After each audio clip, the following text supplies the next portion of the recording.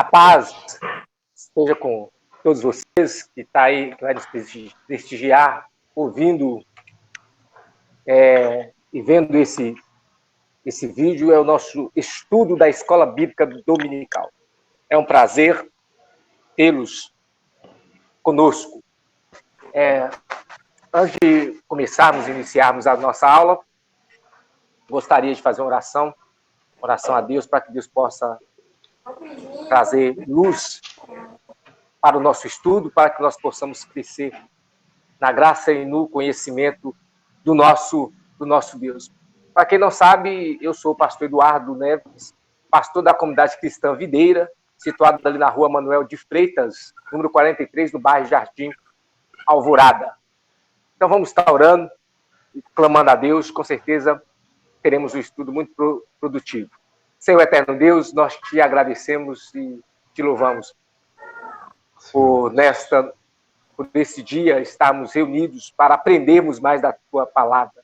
Fale conosco em nome do Senhor Jesus, traz edificação para as nossas vidas. Eu quero apresentar a vida do professor Nelson, meu pai Calvo Alvante, a vida do Nivaldo, da Regina. Deus, em nome do Senhor Jesus, que o Senhor derrame a tua graça e que nós possamos aprender nesta noite e através da interação, através dessa partilha de conhecimento, que possamos edificar uns aos outros. Assim nós oramos e te agradecemos em nome de Jesus. Amém. Está com você, Nelson. Amém. Então, irmãos, vamos estar continuando com o estudo de princípios e leis para o estudo da palavra de Deus, né? Onde nós vimos 7 princípios para nos auxiliar aí na interpretação da palavra, para nos ajudar. Vou ficar nesse 7, né? Porque eu acho que o número 7, né, é um número muito representativo na Bíblia, né? É um número que representa a plenitude, né? Então a gente vai parar nesses 7 princípios. Eu só vou estar relembrando os princípios aqui rapidamente para a gente depois dar início e vamos estar estudando as próximas leis, né, de interpretação da palavra de Deus, né? Continuando a partir da 7ª lei aí de interpretação. Então, o primeiro princípio foi ver Cristo na palavra de Deus, né? Porque a palavra de Deus, ela fala, né? Tudo que está nela está escrito sobre Cristo, né? Então, esse é o primeiro princípio, né? E não é à toa que ele é colocado aí como primeiro princípio, porque Cristo, ele tem que ser a nossa primazia, né? Ele tem que ser aquilo que está em primeiro lugar em nossas vidas. O segundo princípio é o Espírito Santo, né? Porque o Espírito Santo, Jesus, ele nos deu justamente para poder nos ensinar a sua palavra, né? E o terceiro princípio foi o desejo de viver da palavra, né? Como nós vimos lá no Salmo 119, né? Fica aí aberto para os irmãos estar lendo esse salmo, que nos ajuda muito sobre essa questão do estudo da palavra, né? Onde mostra que o salmista, ele tinha um desejo, né? Ele tinha um prazer de ler a palavra e viver pela palavra, né? O quarto princípio, a importância da comunhão no estudo da palavra, né? Porque nós sabemos que em Apocalipse nos relatou, né, que o Espírito, né, ele fala às igrejas, né? Então o Espírito, ele distribui os seus dons para o crescimento da igreja, né? Para que a igreja seja edificada. E por isso muitas revelações, elas são reveladas para a igreja. Então é importante a gente ter essa comunhão para estar buscando o aprendizado da palavra de Deus juntos. O quinto princípio que a gente viu foi da comunicação de Deus, onde se divide de comunicação geral, que é Deus se apresentando a todas as pessoas pela criação, e a comunicação pessoal, que é quando ele se apresenta àqueles que são regenerados, né? Aqueles que têm o Espírito dele dentro de si, né? Dentro das pessoas, né? O sexto princípio, o princípio da correspondência, né? onde nós vimos que a palavra de Deus, ela corresponde a todo o ser do homem, né? Ou seja, a parte física da palavra, as letras, o papel em si, corresponde ao nosso corpo físico, né? A parte das emoções dos textos, né? Dos autores que escreveram esse texto através do Espírito Santo, que imprime as suas emoções ali, vem nos falar da alma, e a palavra é soprada pelo Espírito, né? Porque essa palavra ela é viva e traz vida a nós, né? Então isso corresponde ao nosso espírito. E o sétimo e último princípio que nós vimos foi que Deus fala mesmo não tendo uma voz audível, né? Então ele vem falar ao nosso espírito, né? Ou seja, o Espírito Santo ele testifica ao nosso espírito aquilo que Deus quer falar conosco, né? Agora nós vamos entrar aí, se os irmãos pegarem a tabelinha, na sétima lei, né? E é a lei da revelação progressiva. O que seria essa lei da revelação progressiva? É que nas revelações da palavra de Deus existe uma certa progressividade, ou seja, toda revelação da palavra de Deus, ela vem se progredindo através de toda a Bíblia, né? A gente pode ver vários exemplos aí. Se a gente for falar ali da questão do Éden, né? De Adão e Eva ali no Éden. E se a gente lembrar aí da questão do bem e do mal, essa progressão do bem e do mal na palavra de Deus, nós podemos ver lá no Éden esse bem e mal sendo representado por duas árvores, né? Onde a árvore da vida ela vem sendo representada ali o bem, né? Ele vem sendo representado pela árvore da vida, né? Aí lembrando aquela passagem que nós vimos em Romano, né? Que fala do bem, né? Do bem, que tudo coopera para o bem daqueles que amam a Deus, né? E a gente viu que esse bem que fala lá não é aquele bem que a gente imagina, mas sim que é o bem da vida de Cristo sendo formado em nós, né? Então tudo coopera para que a vida de Cristo seja formada em nós. E nós vemos ali essa representação da árvore da vida em Gênesis, né? E o mal sendo representado ali pela árvore do conhecimento do bem e do mal, né? E essas duas árvores, ela vem progredindo na Bíblia, né? Ela vem tendo uma progressão em toda a Bíblia, né? E nós vemos que, ao final, nós vamos ter uma combinação de todos os acontecimentos sobre essa questão da árvore da vida e a árvore do conhecimento do bem e do mal, né? Onde a vida de Cristo, né, ela vem, lá em Apocalipse, né, para derrotar esse mal, né? Que ali agora está sendo representada o dragão, né, a antiga serpente, né? Então, graças a Deus que a Bíblia ela não termina ali em Gênesis 3, né? Mas ela continua e vai até Apocalipse, né? E assim nós vemos ali a derrota desse mal através do bem que é a vida de Cristo, né? Cristo derrotando ali todo o mal ali em Apocalipse. Mas a gente vai pegar um exemplo mais claro aí dessa questão da progressão. Mas antes da gente pegar os exemplos, vamos ver alguns textos aqui que nos afirma essa progressividade das revelações, né? Até porque Deus mesmo ele não pôde revelar tudo ali no Jardim do Éden para Adão e Eva, né? Nós vimos que ele vem falando dessa árvore da vida, da árvore do conhecimento do mal, e pediu para que fosse guardado aquele jardim, né?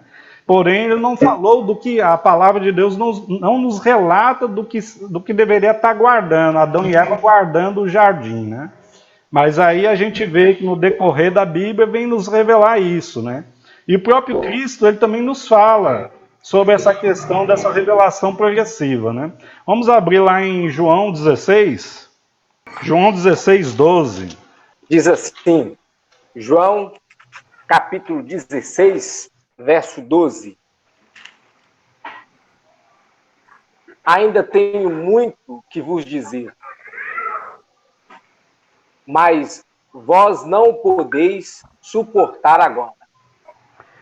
Então aí Cristo ele nos mostra, né, que a revelação que ele vem trazer, ele não poderia dar essa revelação completa e geral, né, daquilo da Bíblia para os discípulos ali naquele momento, né, porque eles não poderiam suportar, né.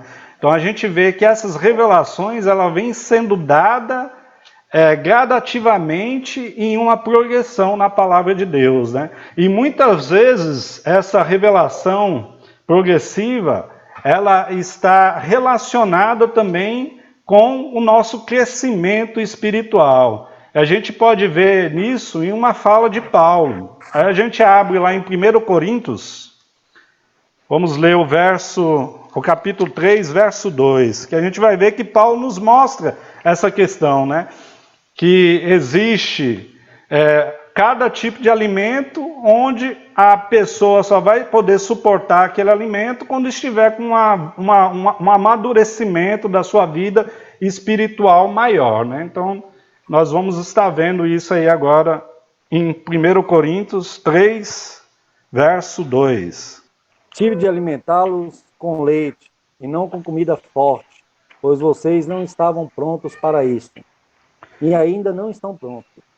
Então nós vemos aí que Paulo mesmo nos fala, né, que a própria palavra de Deus, que ela é considerada como um alimento para nós, né, ela deve ser revelada de acordo ao nosso crescimento espiritual. E também na própria Bíblia vem essas progressões, né, essa revelação progressiva em toda a Bíblia. Ali em Gênesis a gente vê de algum assunto, né, que depois ele vem se progredindo no decorrer de toda a Bíblia, né? Que nem eu falei aí da árvore da vida e da árvore do conhecimento do bem e do mal, né? Essas duas linhas paralelas, né? Que foi o bem, né, e o mal em toda a Bíblia, e nós vemos que ela vai se progredindo até se ter um ápice, né, da progressão ali em Apocalipse com Cristo, né, derrotando ali o inimigo, né, com Cristo derrotando este mal.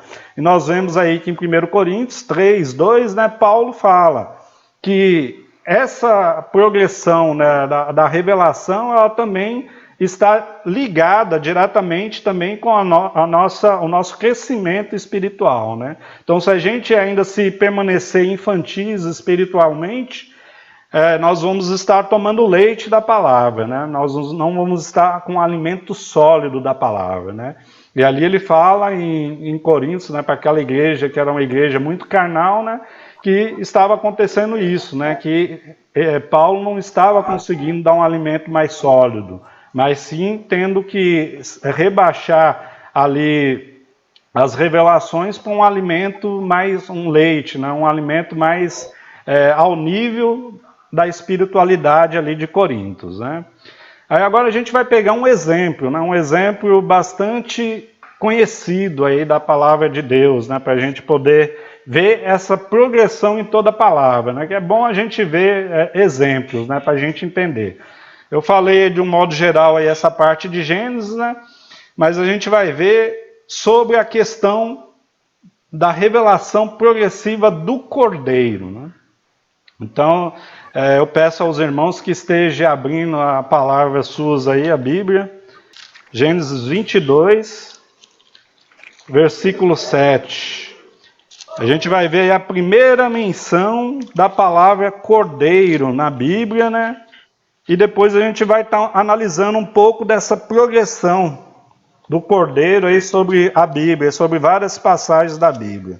Diz assim: daí a pouco o menino disse: Pai, Abraão respondeu: Que foi, meu filho? Isaque perguntou: Nós temos lenha e o fogo, mas onde está o cordeiro para o sacrifício?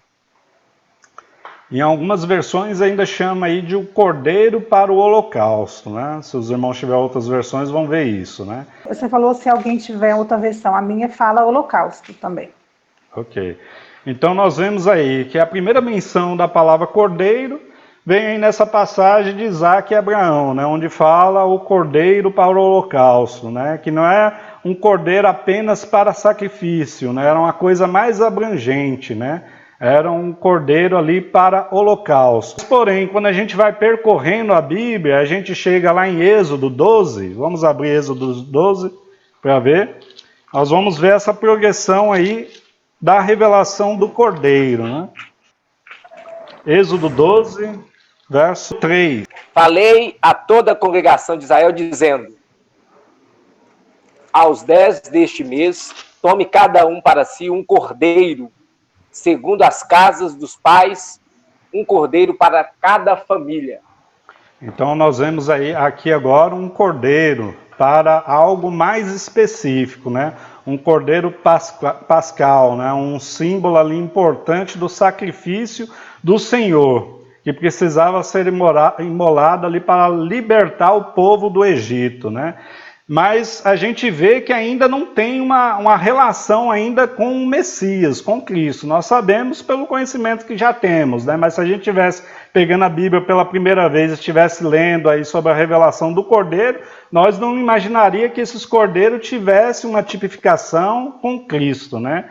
Então nós vamos ver aí em outras passagens, né, que vai nos trazer mais revelações sobre essa parte do Cordeiro. Então nós vimos o Cordeiro ali de holocausto em Gênesis, já vimos um Cordeiro mais específico, começando a abranger mais aí a revelação, essa progressão da revelação do Cordeiro ali com o Cordeiro pascal, né? E agora a gente vai em Isaías. Lógico que tem vários outros textos que vai falando de Cordeiro, mas eu selecionei alguns, né? Para a gente não perder muito tempo também com essa questão e acabar atrasando as outras leis. Então vamos em Isaías 53, 7. Também vai nos falar de um cordeiro lá. Ele foi oprimido e afligido, mas não abriu a boca. Como um cordeiro que é levado ao matadouro, e como a ovelha muda diante dos seus tosqueadores, ele não abriu a boca. Aí a gente vê essa progressão aí, né? Antigamente era um cordeiro ali que era sacrificado pelo pecado do povo, né? Aí agora a gente vê esse cordeiro sendo relacionado com esse Messias que viria, né? Então, olha que coisa interessante, a revelação ela vem se progredindo, né? Ela vem nos revelando mais coisas no decorrer da palavra de Deus, né? Por isso que essa lei da progressividade das revelações na Bíblia, ela é muito importante para nós, né? Então nós vemos aí agora que esse cordeiro agora ele foi ligado ao Messias que viria, né? O Messias que nós sabemos que é Cristo, né? Mas um verso aí também muito conhecido da gente e também que vai nos revelar muita coisa. João 1, verso 29. No dia seguinte, João viu a Jesus que vinha para ele e disse: Eis aí o Cordeiro de Deus que tira o pecado do mundo. Então aí nós vimos aí em João 1, 29, né? Uma coisa interessante, né? Que João, ele está ali respondendo a pergunta que Isaac fez. Qual foi a pergunta que Isaac fez, né? Para Abraão. Onde está o Cordeiro? Onde está o Cordeiro? Aí agora João responde: Eis o Cordeiro de Deus que tira o pecado do mundo, né? Então tá a resposta aí de Isaac, né, em João, né? E a gente vê essa revelação se progredindo em toda a Bíblia, né? Agora vamos em Pedro, né? Pedro também vai nos falar sobre esse Cordeiro, né? Mais revelações aí para nós aí nessa progressão do Cordeiro na Bíblia. 1 Pedro, verso 19 e 20. Mas fostes rasgado pelo precioso sangue, como de um cordeiro sem defeito e sem mancha, o sangue de Cristo, conhecido já antes da fundação do mundo, mas manifestado no fim dos tempos em vosso favor. Então aí vem mais revelações aí sobre o Cordeiro, né? Aquele Cordeiro lá de Gênesis, né? Aquele Cordeiro do Holocausto, né? Agora nos é falado aí que esse Cordeiro já estava ali no coração de Deus muito antes lá de Isaac e Abraão, né? Então aí vem nos revelando mais ainda sobre esse Cordeiro, né? Era um Cordeiro que estava antes da criação do mundo, né? É um Cordeiro que vinha já ali nos pensamentos de Deus há muito tempo, né? E por último aí, para a gente ver a culminação dessa revelação, vamos abrir Apocalipse, capítulo 22, verso 1. Vou estar lendo para os irmãos. Então me mostrou o rio da água da vida, brilhante como cristal, que sai do trono de Deus e do Cordeiro, né? Então agora nós vemos aí o Cordeiro no trono, né? Então olha que incrível essa projeção, né? como a Bíblia ela é completa em si, né?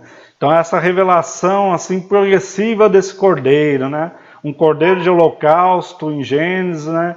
Um cordeiro que veio se transformando, ali em Isaías começou a especificar para nós que esse cordeiro tipificava o Messias, né? João responde aquela pergunta de Isaac lá em Gênesis, né? Falando, eis o Cordeiro de Deus, né? Nós vemos Pedro também revelando que esse Cordeiro ele estava antes da fundação do mundo, já nos pensamentos de Deus, né? E o fechamento, né, de tudo isso em Apocalipse, agora com o Cordeiro no trono, né? O Cordeiro agora reinando, né? O Cordeiro sendo soberano sobre todas as coisas, né? Ele reinando, né? E tendo todas as coisas debaixo ali de seus pés, né? Para estar governando este mundo. Entendemos isso? Até mesmo por causa desse Covid-19 que nós estamos vendo aí acontecendo, né? Esse vírus aí que tem assustado muita gente, né? Que tem parado todo mundo, né? Todos os países parando, né?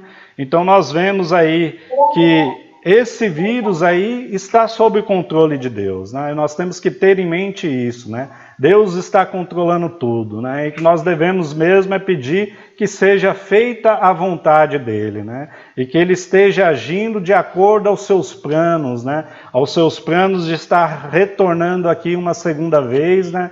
E nessa segunda vez retornando para reinar, né? Então nós temos que ter em mente isso, né? Que Deus, que Cristo está nesse trono, está governando, está tendo tudo sob o seu comando, né? E nada sai do seu comando, né? Como ele mesmo, a própria palavra diz, né? Que nenhum fio de cabelo cai da nossa cabeça, né? Sem que ele queira e sem que ele saiba, né?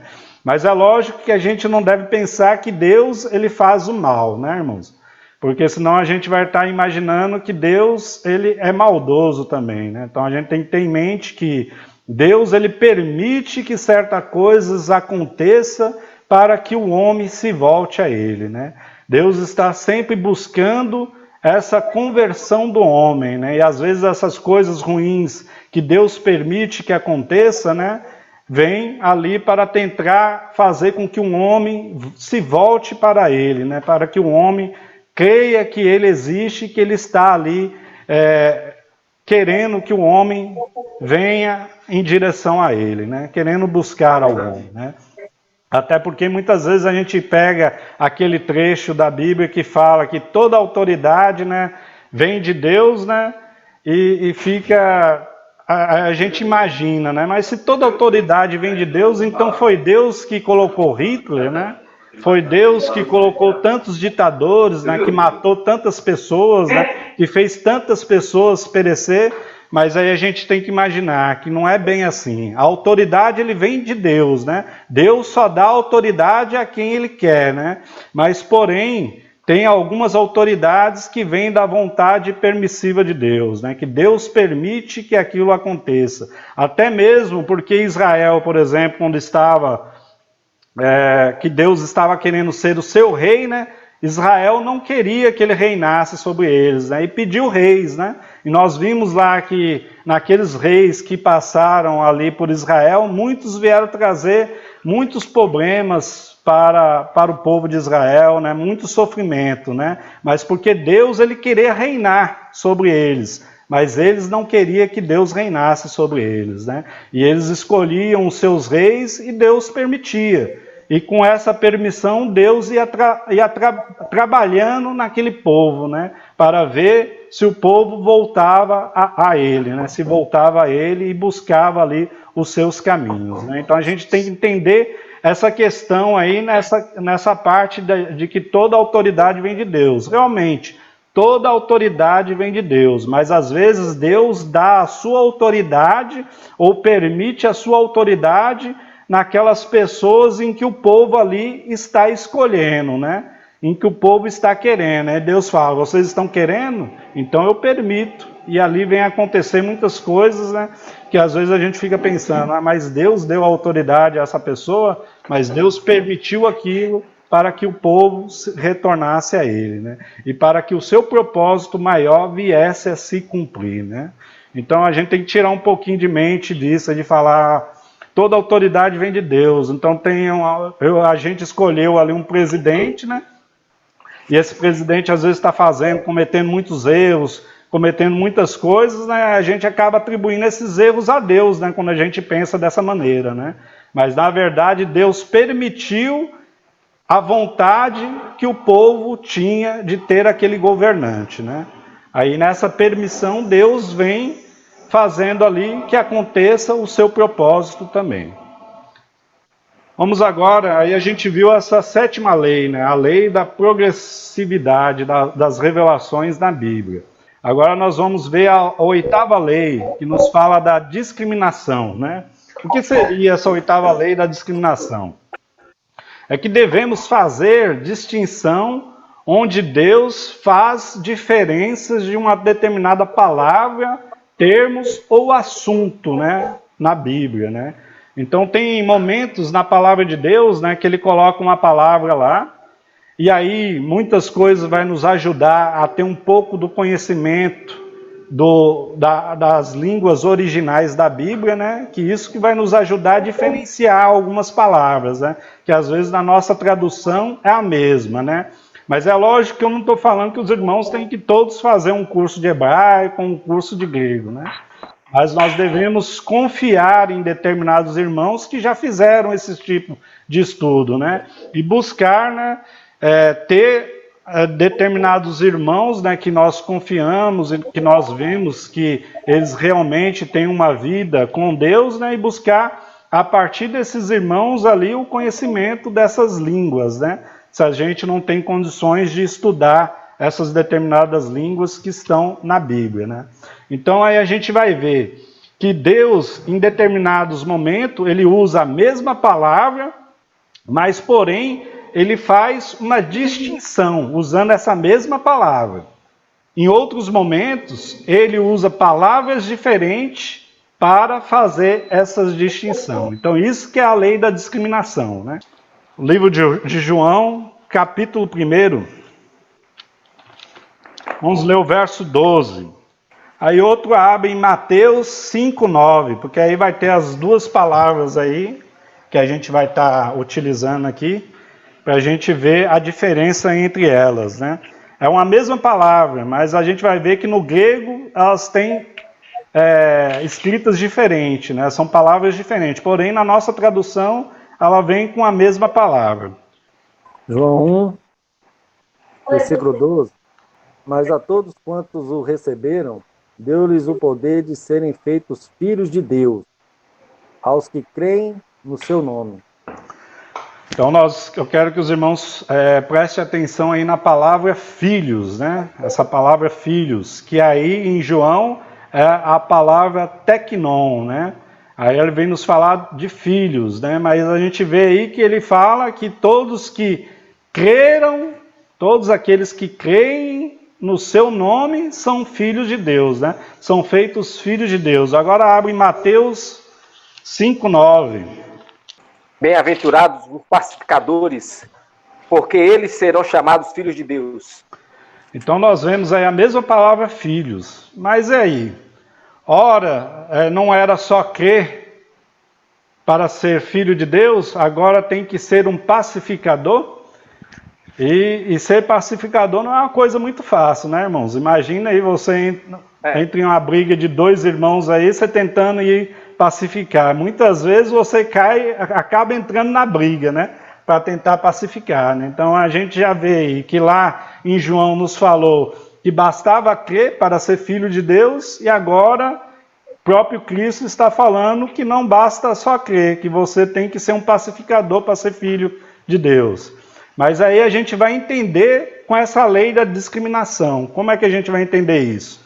Aí é recorrendo aos textos originais. Porque nos textos originais nós temos lá em João, falando a palavra filho, que vem de teknon, né? O que seria esse teknon? É o quê? Aquele filho bebezinho, aquele filho criança, né? E já em Mateus nós temos a palavra ruios, né? Que é aquele filho mais maduro, né? Então, em João nós vemos aí quando você crê em Jesus e você começa a engatinhar na sua vida cristã, né? Então você é tratado por Deus como um filhinho, né? Uma criancinha, né? E já lá em Mateus, né, Deus estava se dirigindo aos filhos maduros, né? Quando você já está mais maduro na sua fé, você já vai poder ser um pacificador, porque você já vai ter uma experiência maior, né? Você vai ser esse filho mais maduro, né? Então nós vemos essa distinção entre essas duas palavras, né, em que no nosso português é traduzido por uma só palavra, né? Então, por isso, às vezes, é importante a gente conhecer o original da Bíblia. E se a gente não tem como estudar o hebraico e estudar o grego, então nós temos que nos recorrer a outros irmãos, né? Por isso que a gente falou lá da questão do princípio da comunhão, que é nesse princípio, né? Porque a gente, sobre os ombros de outros, né, nós vamos poder crescer um pouco mais, né? Que nem a gente viu lá o salmista, né, que falava que ele pôde ter um entendimento maior que o seu mestre, né? Mas porque ele guardou os ensinamentos do seu mestre, né? E ele pôde ter um entendimento maior que os antigos, né? Que as pessoas mais velhas do que ele, né? Porque ele guardou os preceitos daqueles mais antigos, né? Então, por isso que nós temos que estar nos ombros um dos outros, né? E recorrendo aos irmãos, né? Que às vezes têm um conhecimento maior no grego e no hebraico, para a gente entender as revelações da palavra de Deus, né? Então nós vemos aí essa diferença, onde no grego são duas palavras diferentes, que no português é traduzido por uma mesma palavra, né? E nós vemos que nos traz um sentido totalmente diferente, né? Senão a gente poderia achar que a palavra estaria em contradição, né? E a gente vê que não há contradição na palavra. Muitas vezes somos nós que não sabemos interpretar corretamente a palavra e ver realmente o que lá está escrito através dos originais, das línguas originais da palavra, né? Agora vamos ver um outro exemplo aqui.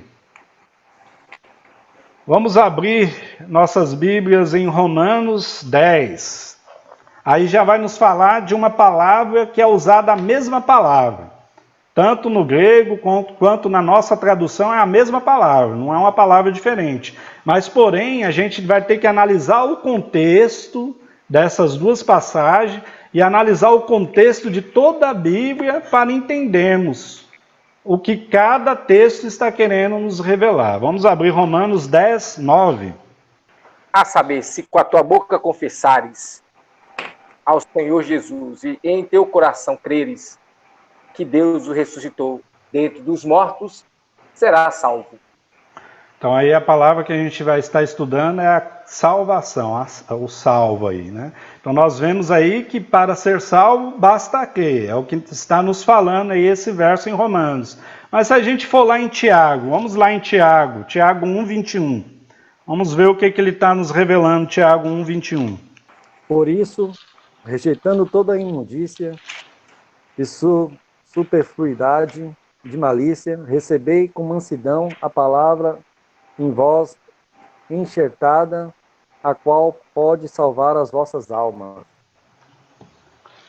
Agora em Tiago nós vemos que para ser salvo precisa receber com mansidão a palavra, mas não bastava crer para ser salvo? Agora nós temos que receber com mansidão a palavra de Deus? Mas aí a gente tem que analisar o contexto de toda a Bíblia e os contextos de cada texto que nós estamos estudando, né? Então, no contexto de toda a Bíblia, na revelação de toda a Bíblia, nós sabemos que a salvação, ela vem através da graça, né? Por meio da fé, isso é dom de Deus, né? Não vem de vós, né? Para que ninguém se glorie, né? Então é uma coisa que vem de Deus para nós, essa salvação, né? Então nós vemos que Romanos estava certo em falar nisso, né? E ali ele está falando nessa salvação que a gente pode chamar de salvação do Espírito, né? Essa salvação onde é a regeneração do nosso espírito, que é você creu em Cristo, né? O seu espírito é revivificado, né? O seu espírito é regenerado, né? Então você tem essa salvação do seu espírito. E já em Tiago nós vemos ali que ele especifica até claramente, né? Que é para salvar a vossa alma, né? Então a gente vê essa salvação da alma, né? Que vem nos dizer sobre a santificação, né? Que é uma salvação progressiva, né? Aquela salvação que você vem tomando a sua cruz a cada dia, né? E seguindo os caminhos de Jesus, né? Negando a si próprio, né? Então nós vemos a salvação lá em Romanos, a salvação do Espírito, né? E aqui em Tiago nós vemos a salvação da alma, ou seja, regeneração e santificação, né? Onde você a cada dia vai se renegando, né? Renegando a sua alma, né? E buscando viver a vida em Cristo Jesus. Então nós vemos essas duas palavras, que é a mesma palavra, né? Mas em dois versos diferentes, né? Que nos traz um entendimento diferente, né? Então aí a gente tem que buscar a revelação do todo da palavra e com os contextos da onde estão aquelas palavras em cada texto que a gente leu, né?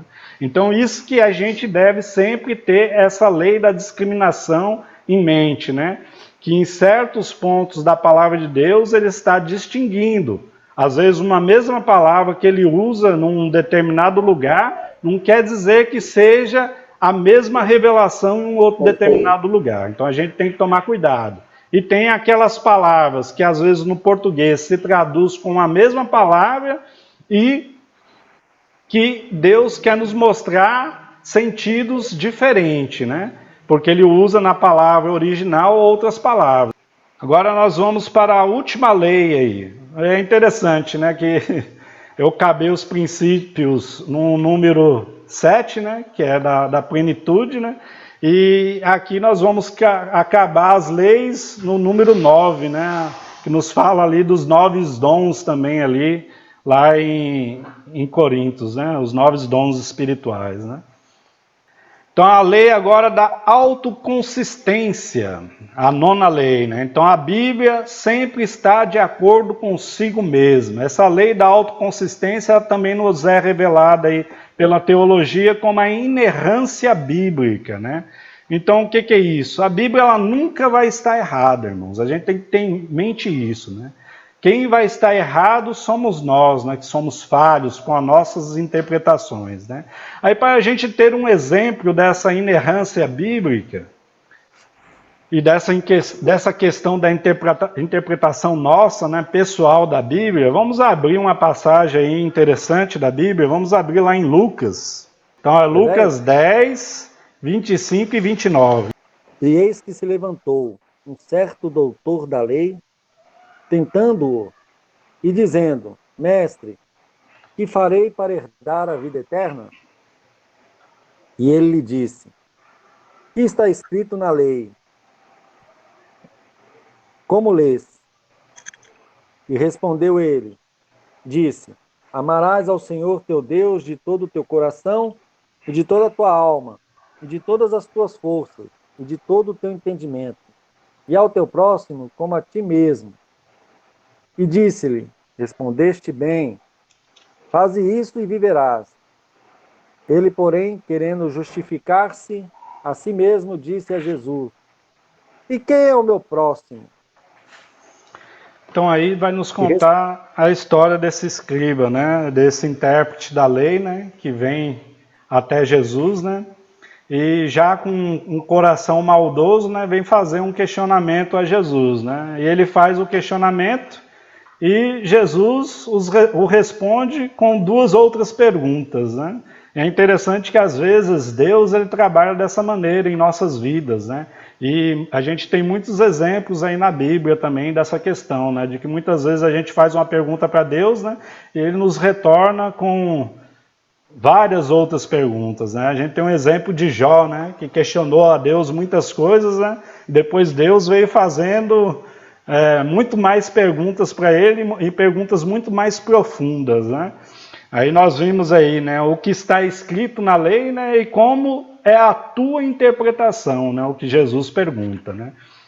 Então, lembrando, irmãos, na Bíblia, sempre a gente vai ter a nossa interpretação da Bíblia, a nossa interpretação pessoal, né?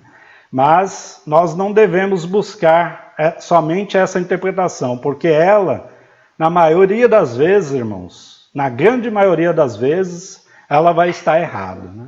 Então, nós devemos buscar uma outra maneira de interpretar a Bíblia. A gente viu em vários princípios, em várias leis aí, que a gente esteve estudando aí nas aulas passadas, né? Então, a gente vai ver 4 pontos interessantes aí nessa questão da interpretação da Bíblia, né? Primeiro, nós vimos aí que Jesus pegou e falou que ele respondeste bem, né? Mas nos parece que ele respondeu apenas um questionamento de Jesus, né? Que é o que está escrito, né? Não tinha respondido de como que ele interpretava, né? Mas Jesus falou que ele disseste bem. Então denota que a resposta dele serviu para os 2 questionamentos, né? E como é que a gente pode perceber isso? A gente pode entender que naqueles textos que ele escolheu para falar que estava na palavra de Deus, naqueles textos ali já revelava a interpretação do coração daquele escriba sobre aquele assunto, né? E Jesus falou, não, você respondeste bem, agora faz isso ao seu próximo, né? E nós vimos que ele aí vem tentar se justificar e perguntar quem seria o seu próximo, né? Porque nós sabemos ali que o coração dele estava maldoso, né, em relação ao nosso Senhor Jesus Cristo, né? Que ele estava tentando fazer, vamos dizer assim, uma pegadinha, entre aspas, né, com o nosso Senhor Jesus Cristo. Mas, como Jesus era Deus, né, deu ali 2 outras perguntas para ele responder, né? Mas aí a gente vai ver 4 pontos interessantes aí para a gente analisar sobre essa questão da interpretação da Bíblia, né? Então, o primeiro ponto, nós temos que nos ater no que está escrito, né? Cristo perguntou o que está escrito, né? Então, nós temos que trabalhar com os fatos, né? Trabalhar com as declarações diretas do que está escrito na Bíblia, né? E tentar ao mínimo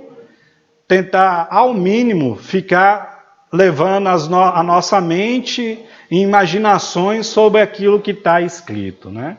Então, em primeiro lugar é isso. Em segundo, devemos ter cuidado com as nossas próprias interpretações dessas declarações, né? Porque muitas vezes nós interpretamos de maneira incorreta. Em terceiro lugar, nós devemos, como a Bíblia interpreta ela mesma, né, nós devemos sempre buscar outras passagens que vêm nos revelar sobre aquele assunto, né? Então devemos sempre buscar a luz através da luz, né? Então é a Bíblia dando luz sobre ela mesma, né? Em quarto e último lugar, nós devemos buscar a interpretação do Espírito Santo a nós dessa palavra, né? Nós vimos que são até princípios aí da palavra de Deus que nós já estudamos, né? Então nós devemos buscar também que o Espírito Santo, ele venha estar nos revelando, né, essa palavra, né? Ou seja, né, ele vem estar confirmando ao nosso espírito, né, em questão da sua revelação na palavra, né? Então nós vemos aí que nessa lei temos de ter em mente que não podemos confiar na nossa própria interpretação, ou seja, na interpretação pessoal nossa da palavra, né? Até porque somos falhos, somos homens pecadores, né? E quando achamos que tem algum conflito ou alguma inconsistência na palavra de Deus, nós devemos saber que o problema está em nós e não na palavra de Deus, né? Então, essa que é a lei aí, que a maioria dos teólogos chama de lei da inerrância, né? Mas que a gente chamou aqui de autoconsistência, né? Que mostra que a Bíblia ela é autoconsistente em si mesma, né? E quando nós achamos que tem algum erro, o erro certamente está em nós. Então, A Bíblia revelando a Bíblia, a própria Bíblia, né, Nelson? Exatamente, que é até um dos princípios, né? E isso é tão importante porque a gente que é estudante ou gosta de estudar teologia, a gente tem, às vezes, essa questão de procurar um autor que fala sobre determinado assunto e que a gente tem a ideia que ele interprete melhor certo assunto, e às vezes pode tornar um perigo muito enorme, né?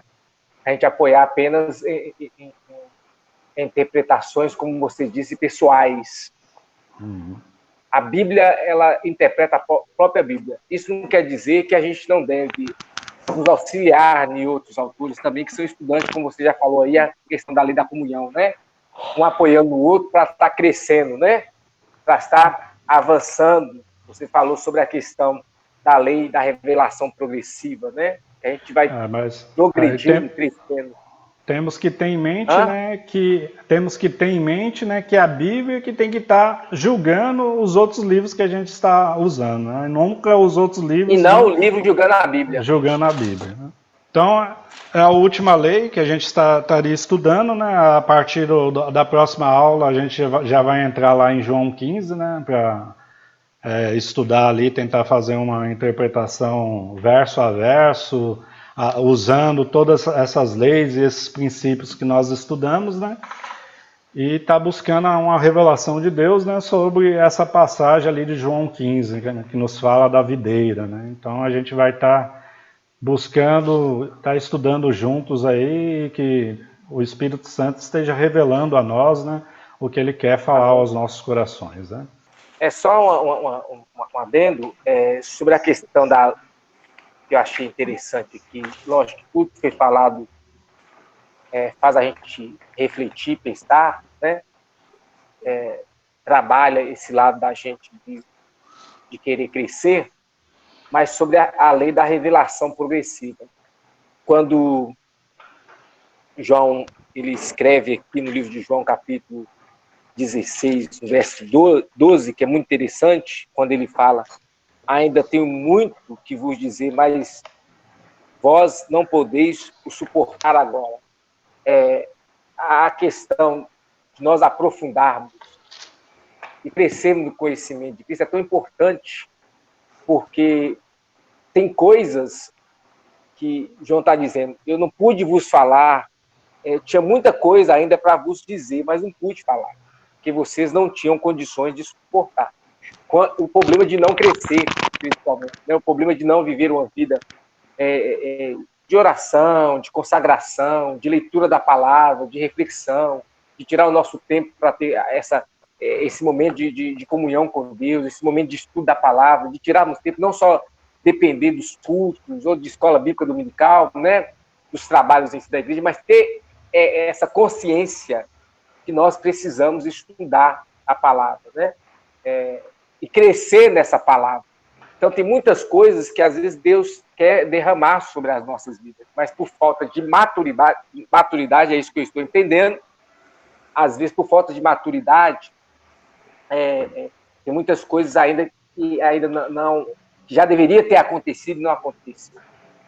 Como a revelação é progressiva, eu entendo que Deus vai liberando, não que Deus tá retendo, mas como o João falou aqui, ó, eu tinha muita coisa para ensinar vocês, mas eu não pude, porque vocês não iam suportar, como Paulo falou, ó, eu estava falando com vocês, eu não pude dar uma coisa mais sólida, eu tive que dar leite, uma coisa mais consistente, eu tive que dar leite, porque vocês ainda eram crianças. Então, o perigo de ser uma criança na fé, o perigo de viver a vida toda sendo criança na fé, o problema de não desenvolver na fé, né? A Bíblia fala que a gente tem que até a salvação ela é desenvolvida, né? De fé em fé, de graça em graça, né? Então, Deus nos chama para viver nesse nível de crescimento. E o crescimento, ele acontece como uma espiral, né? Ele vai crescendo gradativamente, progressivamente. Então, o que Deus chama a nossa atenção é esse desejo é esta vontade de querer cada dia mais conhecê-lo, como diz Oséias, né? Prossigamos em conhecer ao Senhor, né? Amém. Então, essa vida contínua de buscar em Deus entendimento na sua palavra, né? Pedir Deus iluminação. Então, Deus vai liberando. Ao passo que a gente vai crescendo e desenvolvendo, Deus vai liberando coisas maiores para as nossas vidas. Então, é importante a gente nos dedicar e entender que precisamos crescer, né? E crescimento dói, não é fácil. Né? Crescimento dói, porque crescer significa que eu vou ter que abrir mão de muitas coisas. Né? Crescer vai trazer confrontos em muitas áreas né? Eu lembro um episódio dessa vida de pastorear, de uma visita que eu fiz na casa de um adolescente que estava crescendo, e um dia eu falei com ela assim: ô, menina, você já está grande, né? Já tá crescida. Ela falou assim: não, eu sou criança ainda. Eu falei assim: mas por quê? Mas não, você já é adolescente já. E ela falou assim: não, eu sou criança. E assim, aí a gente fica vendo que tem gente que ele, na verdade, tá numa fase adulta, chegou numa fase adulta, mas se comporta como criança, como bebê. Não é verdade? Uhum. Tem cristãos, tem certos cristãos que já tem um tempo de caminhada com Deus. Já viveu muitas experiências, mas ele chegou numa fase adulta e parou. Mas a mente dele, ele vive ainda como criança, como aquela adolescente que já tinha chegado numa fase já de adolescência, mas se comportava como um bebezinho e gostava que a mãe dela chamasse bem assim: ô, meu bebezinho, minha criancinha, né? Então, assim, e crescimento, porque crescimento dói, crescimento requer responsabilidade, crescimento é passar de etapas, né, para ir para outro nível, né? Eu tenho falado que Deus quer nos tirar de um nível e nos colocar em outro nível, né? Esse caminhar com Cristo nos proporciona isso, de viver essa vida com intensidade. Então, eu não posso apenas viver de experiências passadas, daquilo que contribuiu para a minha vida e que foi bom. Eu não posso apenas me apoiar, embora seja importante, mas eu não posso me apoiar apenas nas experiências passadas, nas glórias passadas, naquilo que eu vivi, né? E de não me esforçar agora de querer crescer mais. E com Deus é engraçado. Quanto mais você estuda, o conhece, mais você entende que não conhece. A revelação progressiva é mais ou menos assim: você vai chegando cada dia mais perto, e você descobre que você estava tão longe e que você não dava conta. Então é importante, o que me marcou, né, de todo esse estudo é a importância do crescimento, que nós possamos, todos nós, crescermos em Cristo Jesus e que possamos dar muitos frutos, porque foi para isso que Ele nos chamou, né, para crescer, para frutificar, como nós vamos estar falando da nossa próxima lição: crescer e frutificar, dar frutos para a glória de Deus. O que a gente vê é que a pessoa, assim, sem o conhecimento, aqui como diz a 8ª lei, que é a lei da discriminação, lá, o uso das palavras diferentes no original, né?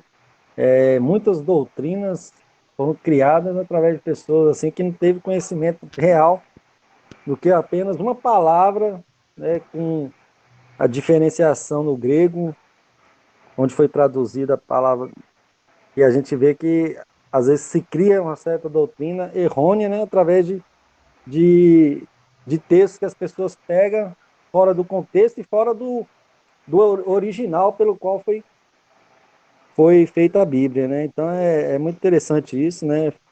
Então é bom a gente se policiar mais nesse assunto, né?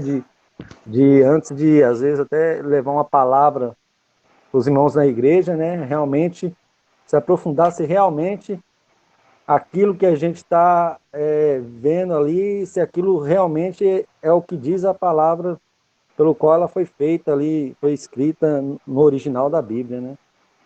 É bom, que nem o Nelson falou, né? Que a gente tem que, não precisa a gente estudar o grego, né? Mas que a gente possa pesquisar, né? Pessoas que são idôneas, né? E que realmente elas entendem o que realmente foi escrito na Bíblia original, né? E está passando para nós, né? E outra coisa também da lei de autoconsistência, né? A Bíblia sempre está de acordo consigo mesma, né? Realmente, a gente vê isso, né? Nesse estudo aí, nós vimos que a Bíblia, ela mesma ela se explica dentro de si mesma, dos seus livros. Um livro explica o outro e é assim, né?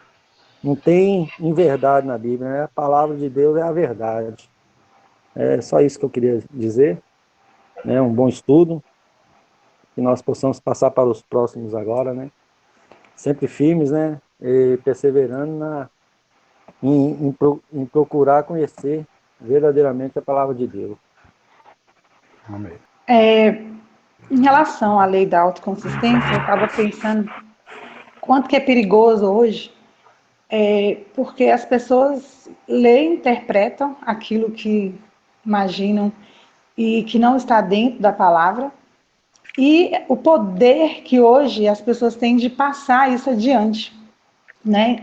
A seriedade que isso hoje se tornou.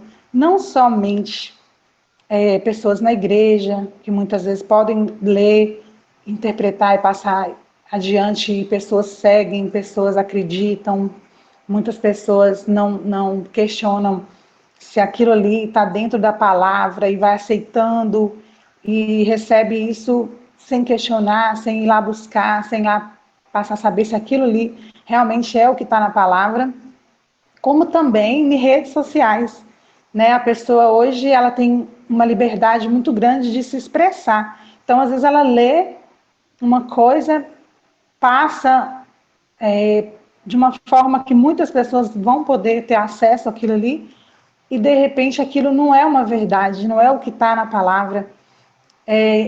Então, esse é uma parte que me chamou a atenção, o tanto que isso é perigoso, com essa facilidade de chegar a muitas pessoas através de rede social. Então, qualquer pessoa hoje, né, com uma câmera, passa adiante seus pensamentos, e líderes também, né, pessoas que às vezes têm uma influência com muitas pessoas. Então, a gente tem que ter um cuidado em sempre olhar a veracidade disso, se realmente isso é o que a palavra está nos passando, ou se é uma interpretação pessoal da pessoa. Às vezes pegou um trecho ali, isolado, e fez disso ali uma coisa que na cabeça interpretou assim e virou uma verdade. Se todos aceitam, vira uma verdade. E como você falou aí da questão das redes sociais, né, a gente tem visto muito isso, né, e que alguns estudiosos têm chamado até disso da pós-verdade, né? Que às vezes você pega uma mentira, uma meia-verdade, né? E de tanto você falar naquilo, né? Ou seja, nas redes sociais, de tanto você jogar aquilo nas redes sociais, né? Acaba se tornando uma verdade, né? Para o ser humano, né? Porque para Cristo vai ser mentira sempre, né? Assim como o diabo também usou porções da palavra ali para tentar a Cristo, né? Aí Cristo falou, não, aqui é uma meia-verdade, é uma verdade que está aqui. Mas, porém, tem essa outra verdade aqui que juntas, né, que ela nos dá o contexto certo do que está na Bíblia. E às vezes a gente tem visto isso muito nas redes sociais, né? Por isso que eu até peço para nós mesmos se policiar, né? Às vezes estar mandando qualquer notícia, mesmo que não seja da palavra de Deus, né? A gente fugindo um pouco da palavra de Deus, né? Às vezes a gente fica mandando outras notícias aí que às vezes não é nem verdade, né? Na rede social. E aí a gente está fazendo um papel ruim para nós, né? Até porque a Bíblia fala que quem é o pai da mentira, né? O diabo, né? Então nós acabamos sendo filhos, né, do diabo por estar mandando essas postagens aí sem saber se realmente é uma verdade daquele assunto, né? E a gente tem visto isso muito nas redes sociais, aí tem se acirrado muito isso com a questão da política, né, no nosso país, né? E tem sido feio até para nós cristãos essas questões, né? Que a gente vê aí que a gente prefere falar até mais de política aí nas redes sociais do que realmente falar de Cristo, né? Eu acho que cada um cristão que está aí se metendo na política em redes sociais, se estivesse falando um verso da Bíblia ou se estivesse falando uma palavra da Bíblia, eu acho que Cristo já estaria aqui já há muito tempo, né? Porque aí a gente já tinha levado a palavra dele aí para vários lugares, né? A gente não tem buscado muito isso, né? Principalmente nas redes sociais aí, com essa teoria aí da pós-verdade, né, como alguns estudiosos têm colocado aí no mundo nessa questão da pós-verdade. Então, Senhor Deus, amado Pai, Senhor, te agradecemos, ó Deus, por mais um momento, ó Deus, em Tua presença, Senhor. Unidos aqui em comunhão, Senhor, mesmo que à distância, Senhor, mas através aqui de meios que nos proporcionam, Senhor, estar conversando, Senhor, olhando um para os outros, ó Deus, que o Senhor possa estar nos ajudando cada vez mais, Senhor, nesta comunhão que este momento tem nos propiciado a fazer desta maneira, ó Deus. Que as suas leis, Senhor, de interpretação da Tua Palavra, Senhor, os princípios que estão na Tua Palavra, Senhor, que nos auxiliam a não cometer erros, Senhor, da Tua Bíblia, Senhor, na interpretação da Tua Bíblia, ó Pai. Que o Senhor possa estar trabalhando cada vez em nossos corações, Senhor. E que cada verso, ó Pai, aqui que representa uma dessas leis, Senhor, um desses princípios, Senhor, seja guardado em nossas mentes, Senhor, em nossos corações, ó Pai, para que quando estivermos, ó Pai, lendo, ó Pai, estudando a Tua Palavra, Senhor, nós possamos lembrar, ó Pai, e que neste lembrar dessas palavras nós não viemos a cometer erros, Senhor, na interpretação, ó Pai. E que verdadeiramente, Senhor, venhamos ter a Cristo, ó Pai, como o alvo, ó Pai, como o primogênito, Senhor, em nossas vidas, Senhor. E que nós possamos vê-lo, Senhor, na Tua Palavra, e que Teu Espírito esteja a confirmar o nosso espírito, Senhor, cada palavra estudada, Senhor, cada revelação, Senhor, colocada em nossos corações, Senhor. Te agradecemos, ó Pai, por tudo, ó Deus, em nome do Senhor Jesus, ó Pai. Amém, Senhor. Amém.